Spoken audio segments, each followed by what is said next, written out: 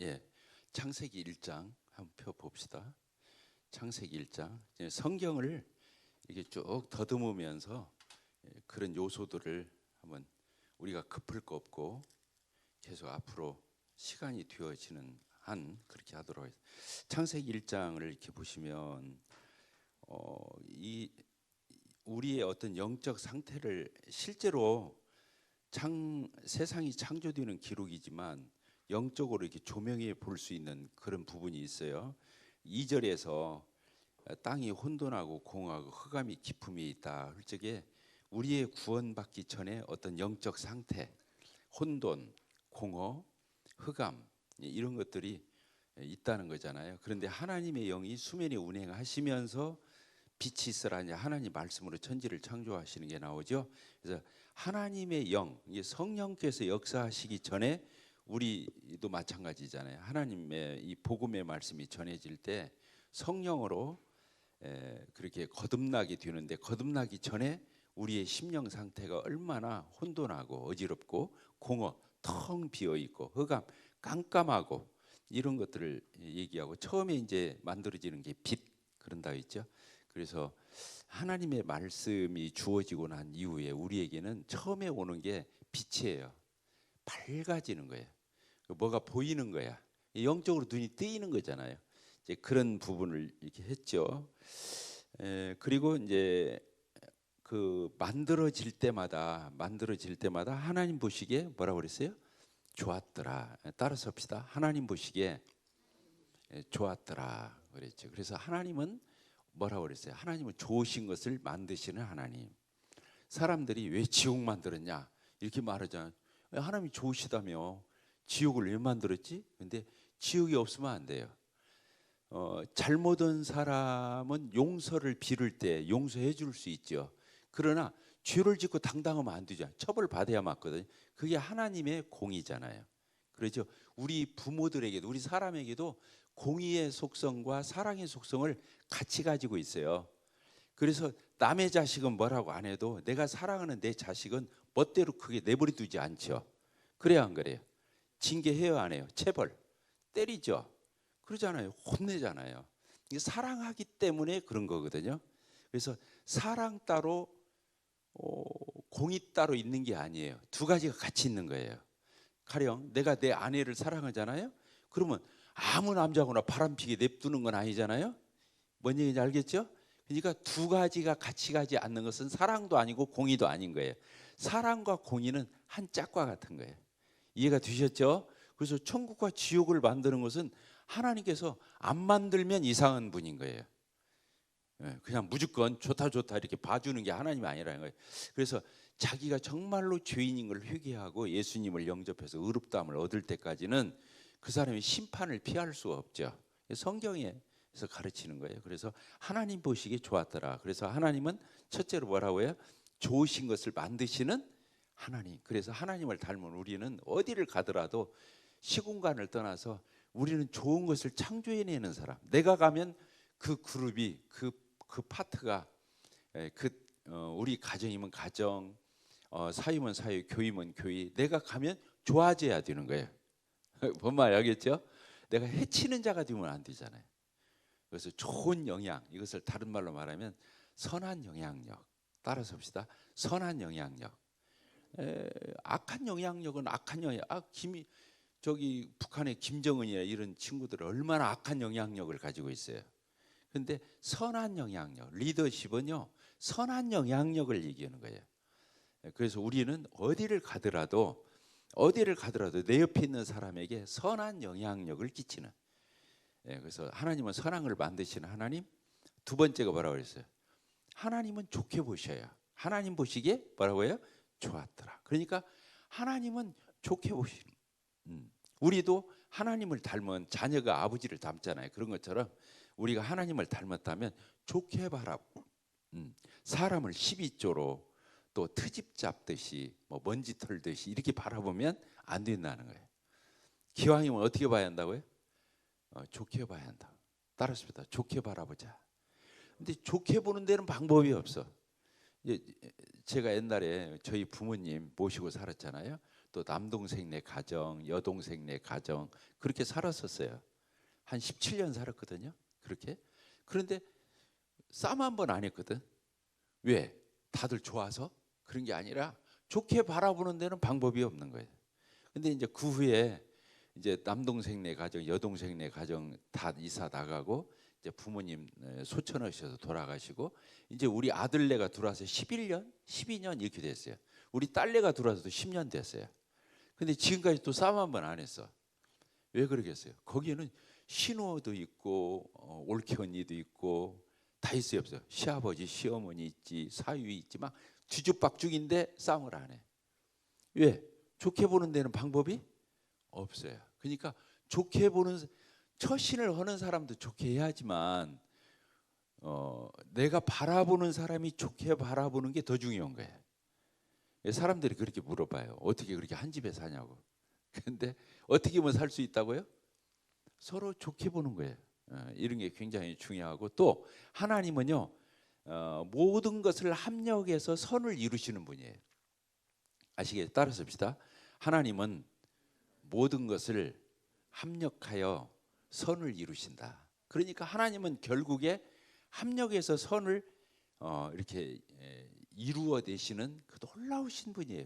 때로는 고난으로 보이고 시련으로 보이고 절망으로 보이고 벼랑 끝처럼 선것처럼 보일지라도 나중에 지나놓고 보면 하나님은 선을 이루시더라는 거예요.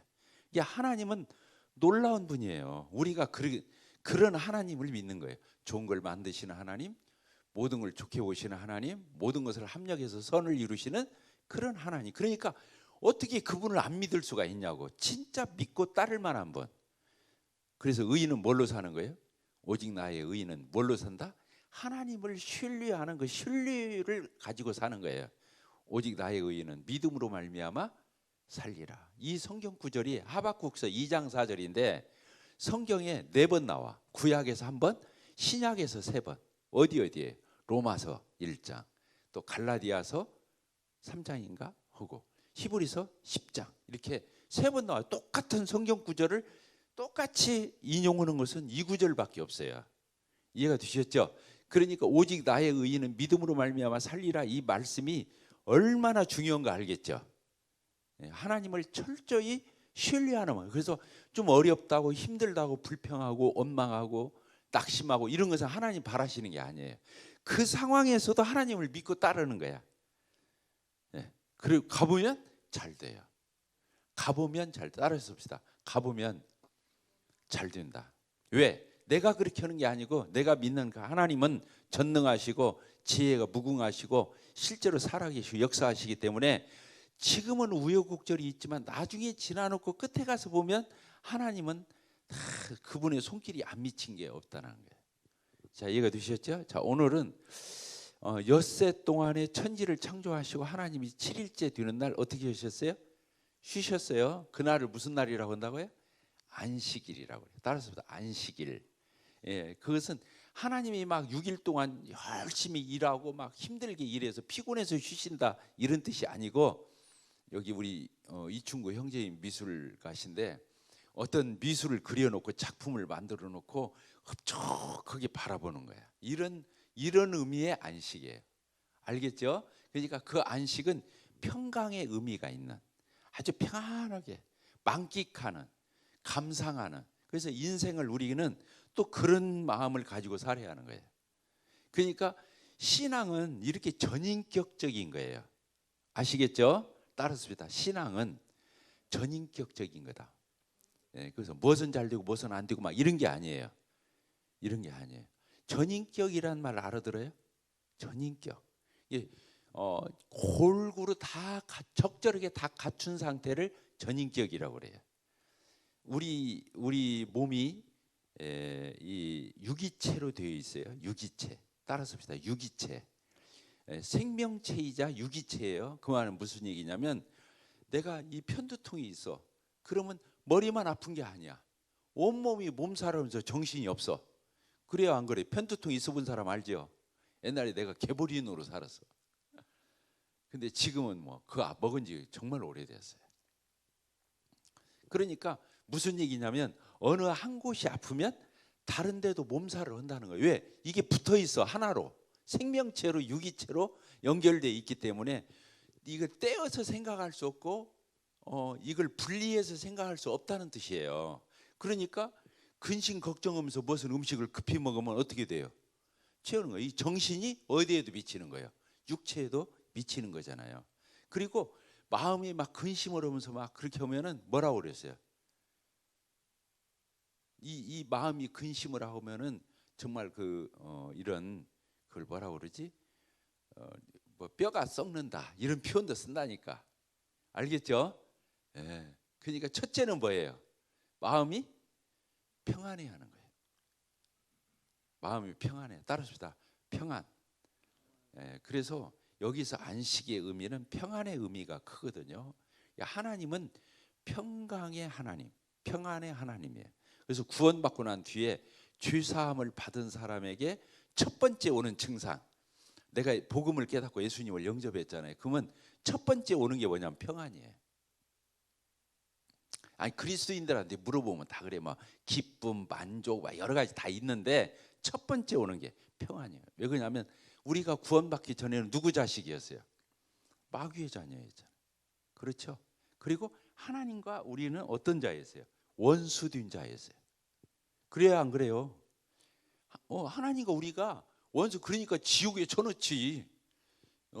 하나님의 정죄, 하나님의 심판, 이런 것들은 너무 무섭고 너무 두렵고 그런 거잖아요. 그런데 예수님이 오셔서 그 죄를 다 해결해 주심으로 말미암아 어떻게 됐냐면 내 마음이 어떻게 했어요? 정말 전쟁이 끝난 것처럼 하나님은 원수되어 가지고 일촉즉발이었는데 그게 풀어지면서 내 마음이 정말 평안이 다가온다는 거예요. 그래서 안식이라고 그래요. 지금 여기서 안식. 예. 그래서 안식은 구원을 뜻하기도 해요. 뭐라고요? 구원을 말할 적에 안식이라는 단어를 써요. 안식. 그래서 죽은 양반들 소천하신 그 구원받고 주님 나라 가신 분들 뭐라고 그래요? 영원한 안식에 들어가셨다. 거기 가면 눈물도 없고 이별도 없고 고통도 없고 슬픔도 없고 막 다 없어. 거긴 좋은 것만 있어. 근데 그것을 다른 말로 안식이라고 그런다 그 말이에요. 하나님은 안식의 하나님이셔요. 그래서 구원받잖아요. 우리가 예수님을 믿고 영접해서 구원을 받으면 이 세상에 우여곡절이 있어요. 사는 동안은 예수 믿었다고 다 만사 형통하는 게 아니잖아. 때로 힘들 때도 있고 병들 때도 있고 그러잖아요. 그래도 근본적인 안식은 안 없어지는 거예요. 따라서 근본적인 안식, 근본적인 평강. 그래서 예수님이 나타나셨을 적에 부활하시고 나타나시 제자들 앞에 그 두려움에 떨고 있는, 예수님이 죽었잖아. 그 3일이 지났어. 예수님이 부활해서 나타나셔가지고 그 긴장하고 있는 제자들에게 첫 마디가 뭐였어요? 너희에게 평강이 있을지어다. 그걸 2번을 연거푸으셔요. 좀 평강한 표정을 한번 지어봅시다. 표정들이 그래서 우리가 이런 우여곡절, 구원받으면 우여곡절이 없는 게 아니에요. 있어요. 그래도 저 안에 구원받으면서 주어진 평강은 안 없어지는 거예요. 알겠죠? 그 기쁨도 안 없어지고 그 만족도 안 없어지고 이 구원은 놀라운 거잖아요. 영원한 거니까. 이런 환경과 이런 것에 의해서 조금은 영향을 받지만 근본적으로 영향을 받을 수는 없다는 거예요. 그래서 예수님을 뭐라고 말하냐면 평강의 왕. 들어봤어요? 예수님 평강의 왕. 평강의 왕이 뭐예요? 어떤 뜻이에요? 평강을 명령하는 분이에요. 평강을 통치하는 분이에요. 평강으로 우리를 다스리시는 분이에요. 그러니까 평강의 왕이신 그분이, 그래서 뭔 말씀이 있냐면 성경에 이런 말씀인데 너희 마음이 하나님의 평강이 너희 마음을 주장하게 하라, 이런 표현도 있어요. 있어요 없어요? 들어봤어요 안 들어봤어요? 들어봤죠? 그래서 우리가 평강을 잃을 적에 이게 정상이 아닌 거야. 그래서 내가 지금 평강 가운데 있나 이런 걸 조사해 봐가지고 내가 이러지? 그러면서 하나님께 간구하고 기도하고 또 나에게 주어진 것들을 생각하면서 그 평강을 되찾는 거, 그리고 평강을 유지하는 거, 이게 신앙의 비결이에요. 왜? 없는 평강 가져오라는 게 아니요. 구원받을 적에 그 평강이 이미 주어졌어. 근데 깜빡하는 거야. 그걸 되찾는 거. 그 아니면 웬만한 일이 없이는 그냥 그 평강을 유지할 수 있는 거. 이게 신앙의 비결이거든요. 그래서 언제나 그 사람을 보면 고요해, 평안해. 그리고 그런 게 그리스도인의 향기예요. 냄새고 이런 것들이 전인격적으로 이루어지는 걸 얘기하는 거다. 그예요. 오늘 그래서 이 창세기에 나와 있는 6일간 천지를 창조하고 7일째 되는 날 안식, 쉬신 것은 이렇게 큰 의미가 있다는 거, 영적으로. 구원받은 사람에게는 그런 평강이 있다고 하는 거. 자, 이해가 되셨죠? 근데 지금은 우리가 안식일을 안 지켜요. 지금 오늘날 신약 시대 때는 뭘 지키죠? 주일을 지켜요. 따집니다. 주일. 로즈데이라고 그래요. 로즈데이. 로드스인데 로드스데이인데 그것을 로드스라고 하면 안 돼. 내가 그렇게 한번 말했다 혼났네. 뭐라고요? LORT 하고 S 하고 데이. 뭐만 알겠죠? 이게 뭐라고요? 주일. 주일. 주님의 날 그때예요. 주님의 날. 따집니다. 주님의 날. 이 뜻이거든요. 그리고 이게 무슨 날이냐면 주님이 부활하신 날을 가리키는 거예요. 무슨 날이라고요? 주님이 3일 만에 죽고 십자가에 죽고 뭐라고 하라고요? 부활하신 날. 신약 시대 때는 이걸 기념하는 거예요. 이걸 기념하는 거예요. 신약 때. 구약에서는 뭘 기념했다고요? 구약에 있던 그 유대인들은 구약 내내 뭘 기념했어요? 안식일. 아까 천지 창조하고 마지막 날 쉬신 거 이 안식일을 기억했잖아요. 근데 신약 시대 때는 구약에서 이렇게 옮겨온 거예요. 예수님이 부활하신 날을 지금 오늘 우리가 이렇게 지금 오늘 와서 하나님 앞에 예배드리고 있는 날이 무슨 요일이에요? 일요일이잖아. 일요일, 썬데이. 일요일. 뭔말 알겠죠? 일요일. 이 구약의 안식일은 무슨 날이에요? 토요일이에요. 토요일. 그래서 지금 안식교인들이나 저 구약에 머물러 있는 사람들은 저기 하나님의 교회인가? 그 이단이 있죠. 거기는 토요일날 예배드리러 가요. 또 안식교인들도 그날 드려요. 근데 신약 시대로 넘어오면서 그러지 않아요. 예수님이 언제 부활했다고요? 안식 후 첫날. 성경에 보면 여러분들이 집에 한번 찾아보세요. 요새는 구글이나 이런 네이버가 있으니까 안식 후 첫날 딱 치면은 주일하면은 그게 나와요. 그럼 성경 구절 찾아보면 되거든. 아시겠죠? 그래서 신약으로 넘어오면서 뭘로 바뀌었다고요? 로즈데이로 바뀌었다고. 그래서 지금 구약에서는 자 일주일을 한번 써봅시다. 뭘로 시작하죠? 일요일로 시작하죠. 일, 그 다음에 월, 그 다음에 화, 그 다음에 수, 목, 그 다음에 금, 토 이렇게 돼 있죠. 이게 맨 끝날이 뭐예요? 토요일. 6일 동안 천지를 창조하시고 7일째 되는 날 쉬는 게 토요일 날 쉬는 거예요. 그래서 구약에 머물러 있는 아직 신약을 모르는 사람들은 그렇게 토요일을 지키는 거예요. 맨 끝날이니까.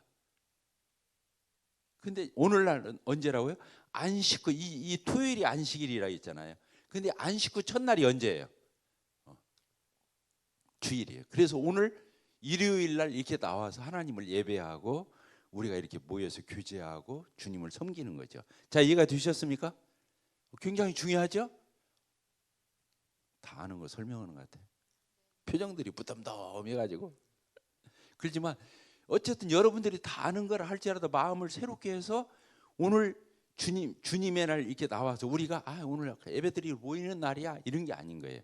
주님이 부활하신 날. 출발해 출발. 그래서 구약은 토요일이 중심이었지만 신약에 와서는 주일이 일요일이 출발. 이게 우리는 일요일 날 즐기고 시작하는 거예요. 일주일을. 이해가 되죠?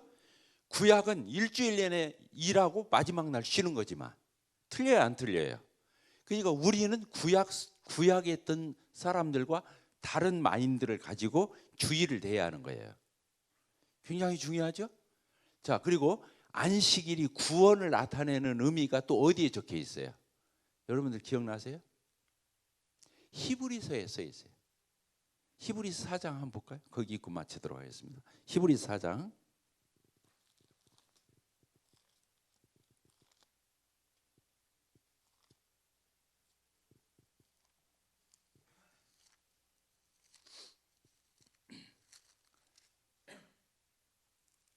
자, 4장 1절 봐봐요. 그러므로 우리는 두려워할지니 그의 안식에, 그 써 있어요, 안 써 있어요? 그의 안식에 들어갈 약속이 남아 있을 때에 너희 중에 혹 이르지 못할 자가 있을까 함이라. 이 안식은 구원을 얘기하는 거예요. 지금 히브리서에서. 그러면서 왜 그들이 이 안식에 못 들어가냐, 구원을 못 받냐? 2절. 그들과 같이 우리도 복음 전함을 받은 자. 복음을 전해졌으면 들은 바 말씀이 그들에게 유익되지 못한 것은 복음을 들었는데 유익이 안 돼. 구원을 못 받아. 그건 왜 그러는 거예요? 같이 읽읍시다. 시작. 듣는 자가 믿음과 결부시키지 아니하며. 그러니까 오늘 여기 여러분들이 나온 것은 하나님 말씀만 그냥 들으려고 나온 게 아니에요. 그 들은 말씀을 내가 믿음으로 화답해야 하는 거예요. 그럴 적에, 그러니까 예수님이 전해지잖아요. 예수님 우리 주를 위해서 죽으셨어. 2000년 전에 십자가에 피 흘려 죽으시면 다 이뤘다, 다 갚았다. 예수님이 다 성취하셨을 적에 그것을 내 사건으로 받아들이는 거예요. 내 죄도 그때 해결됐어. 이렇게 그 사람이 구원을 받는 거예요. 그러니까 아무리 하나님 말씀을 들어도 믿음을 화합치 않으면 그건 남의 것이 되는 거예요. 내 것이 될 수가 없어요. 그것은 구원만 그런 게 아니에요. 구원받은 이후에 하나님의 말씀을 우리가 듣고 배울 때 이렇게 말씀마다 아멘, 아멘 하면서 그 말씀을 내 마음에 받아들이면서 또 순종하고 따를 적에는 하나님이 구원은 믿음으로 받지만 축복은 순종으로 받는 거예요. 따라서 봅시다. 구원은 믿음으로 받지만 축복은 순종으로 받는다. 순종하면 하나님이 축복하셔요. 이해가 되셨죠? 그러니까 구원만 그런 게 아니라는 거예요.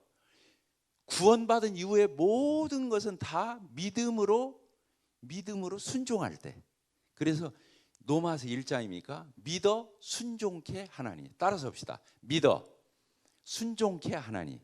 진짜 믿으면 순종하는 거예요. 진짜 믿으면 순종하는 거라고. 알겠죠? 그래서 신앙이 믿음에만 멈춰도 안 되고, 알겠죠? 어디까지 일을 해야 한다고요? 순종에까지 일을 해야 되는 거예요.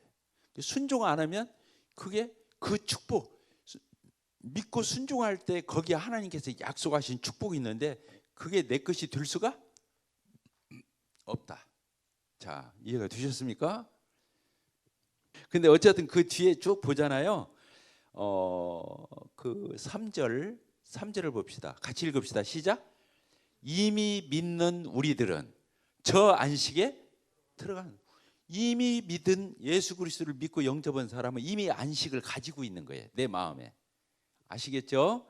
그러나 진짜 이제 실현되는 것은 하나님 나라에 들어갈 때 실현되겠죠. 우리가 휴거될 때나. 그러나 지금 구원받은 사람 안에 심령에도 이 안식이 이루어진다는 거예요. 저희들이 오늘 안식에 대해서 이제 공부하면서 평강을 얘기했잖아요. 그런데 순종이란 말이 오늘 많이 나왔잖아요. 하나님 말씀에 어떻게 한다고요? 하나님 말씀이 들려졌어요. 근데 이 말씀에 뭘 앞에 한다고요? 믿음. 그러죠? 그러죠? 근데 이 믿음은 뭘 포함하는 거라고요? 순종. 그래서 이 순종이 있을 때 안식이 있다고 아까 히브리서에 써 있었잖아요. 안식. 왜 안식에 못 들어가냐? 말씀은 들었는데 믿음을 화합치 않았기 때문에 그렇다. 그런 표현을 썼죠.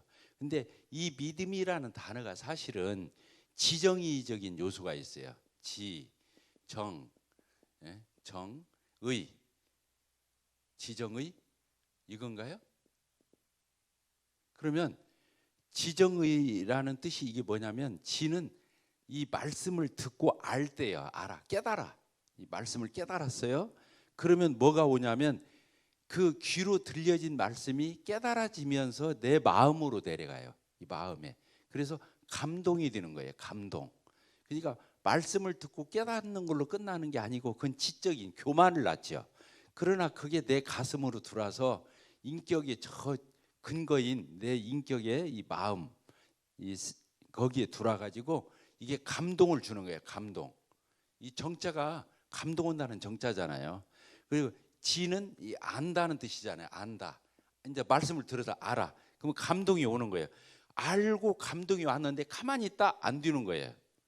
그러면 어떻게 하는 거예요? 의지적으로 행동으로 옮기는 거예요. 이 의는 행동을 얘기하는 거예요. 행동. 행동으로 옮기는 거예요. 이걸 순종까지 가야지요. 그러죠? 순종까지 의지적인 게 동반이 돼야 하잖아요. 많은 사람들이 알고 막 감동까지는 되는데 행동까지 못 가는 사람들도 많아요. 그러죠? 그래서 사실은 감동이라는 말 자체가 마음으로 감흥이 일어나서 움직이는 데까지 간다 그런 뜻이거든. 감동이라는 말 자체가 마음으로만 느끼는 건 감동이 아니라는 거예요. 그 느낀 대로 또 행동하는 데까지 갈 수 있는 게 감동이라는 거예요. 이게 어떤 사람이 그랬죠. 사람들이 감만 오고 동은 않는다고. 그런 말도 있는데 사실은 지정의적인 이게 전인격이에요. 인격의 요소가 지정의가 있잖아요. 이게 전반적으로 다 같이 가는 거예요. 이게 하나님 말씀을 배울 적에 그 교회가 건강한 교회라면 지정의가 얹히고 같이 가는 거예요. 알고 감동하고 또 행동하고. 그래서 실제로 열매까지 맺는 거예요. 이 안식이 뭐냐면 열매예요. 순종에는 뭐가 있다고 그랬죠? 축복이 있다고 그랬죠? 이 열매가 축복이에요. 축복. 그러니까 열매까지 가서 맺어야 실속기가 있고 나중에 건더기가 있는 거지. 안 그러면 건질 게 없는 거예요. 나중에 가면 헛사는 거예요. 이게 인생이란 게. 아시겠죠? 근데 우리는 하나님께 열매를 맺어서 하나님의 영광을 받으시고 우리는 흡족한 거예요. 하나님을 기쁘시게 했잖아요. 그리고 내 안에 또 축복이 오잖아요.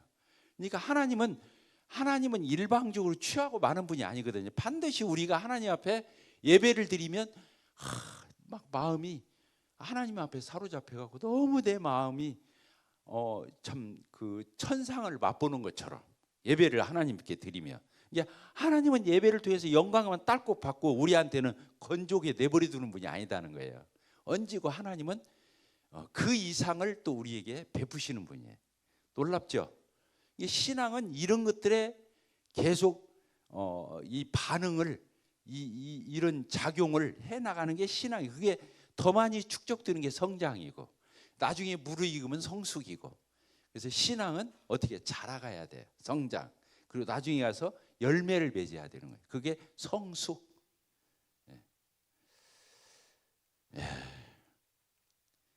기도해 주시고 마칩시다.